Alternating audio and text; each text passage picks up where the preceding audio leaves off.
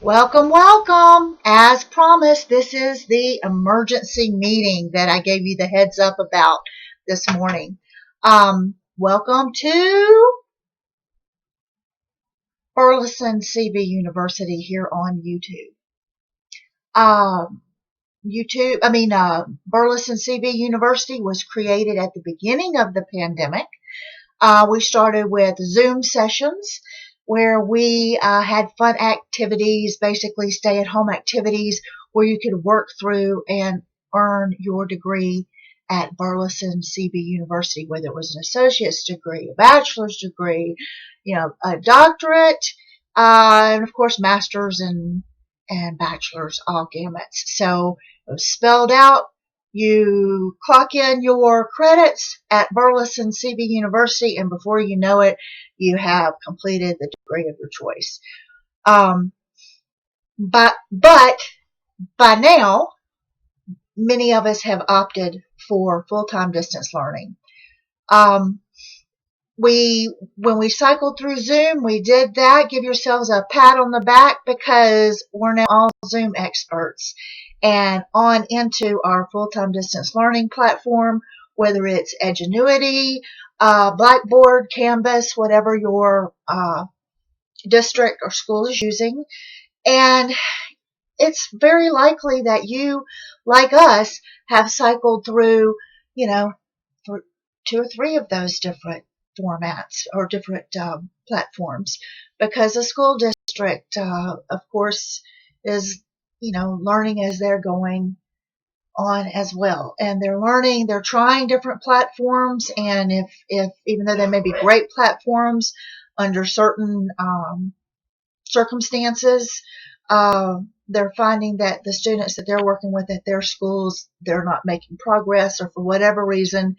Kudos to the schools for switching gears mid-format and moving students to a different platform. And that's what we're doing here at CB University in this emergency meeting of today. We're on YouTube, back just recording a video here on YouTube, and here is your first assignment, or your assignment in the emergency mode that we're now at. You are to go to every class that you have in your online portal, whether it's Edgenuity, Blackboard, Canvas, whatever it is.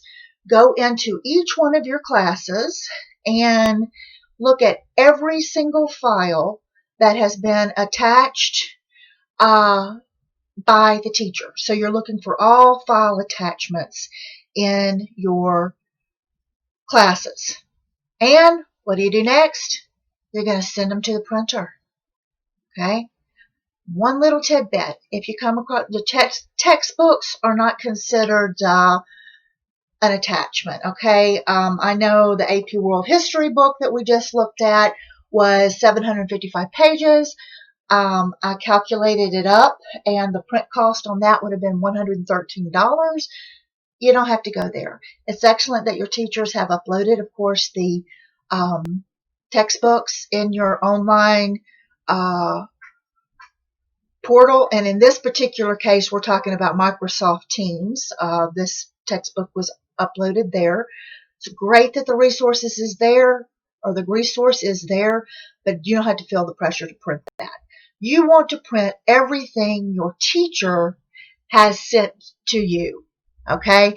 And whether that's a syllabus, an assignment, a grading metrics, a document that your teacher has sent to you, a document that your teacher has created for you as a member of her class, that is what you want to send to the printer. End of assignment. Now, in our household, our printer happens to be, I'm not quite sure, but I would say, I think about half a mile away, which is where my student at home will be opening the door of our home and walking with some exercise to go to the printer. We, maybe like you, have become a household a paperless household. We strive to be a paperless household. I still struggle with that. As a matter of fact, I personally am in the middle of a family photo organization where I'm going in and organizing all the photos or just seeing what's there. I'm making sure most of them are on the cloud or which ones aren't on the cloud that need to be on the cloud, that type of thing. And then what the heck am I going to do with the physical printouts of the photographs? I'm going through that. So my objective is to minimalize the paper, the printout, the clutter, etc. So although in this assignment you've been asked to print these documents from your teacher for a reason, we'll talk at a different video as to why the assignment is to actually print them out. Ours is going to one of the office stores, and rather than name the one particular one, it's your General Depot at the end, or your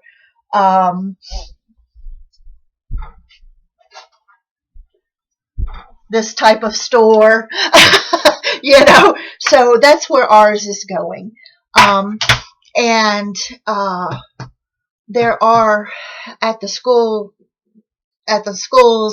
a lot of times when teachers, due to Corona, are printing for their students, which they're not doing because of the pandemic, and it's pushing them into a paperless society as well, or paperless mode, but they're not printing paper because of the virus itself.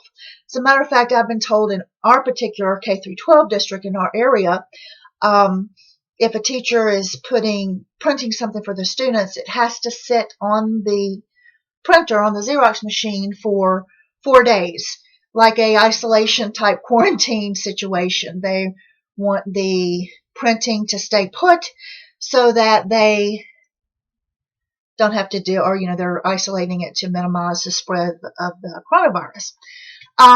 So again, your assignment, have your stuff printed. I believe you can do it shorter than 4 days if you take that on yourself.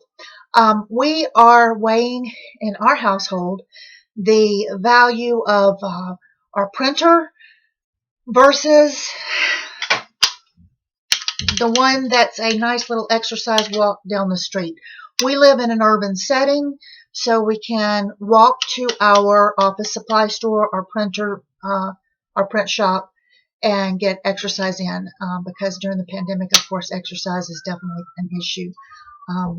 We're all struggling for ways to get in more exercise. Unfortunately, we're also dealing with the wildfires that are going on, and the smoke, and our particular school districts are being closed down due to the smoke quality in the air. So we're dealing with that as well. So when you're walking to your print store, make sure that you're, of course, able to do so healthily. All right. Well, we'll touch base and follow up after you have your printing done. Also, if you do opt to send your printing down the street and go walk to get your exercise and pick it up, some stores are, the printing that we're sending today is going to be ready for free pickup tomorrow. So keep that in mind, and that's just their turnaround time. As far as I know, there's no quarantining on their Xerox machines if you want to have paper. And in a later video, and as time goes on, we'll see what the value of actually having paper at home with you for your assignments, how that might help with family communication. There are points and times when it's more beneficial to be able to, communicate with a piece of paper and exchange it back and forth than standing over, a family member's shoulder while they're at the computer trying to work and explain something to you. So there are times that the papers just simply help with communication in our families. All right. See you next time. Stay safe.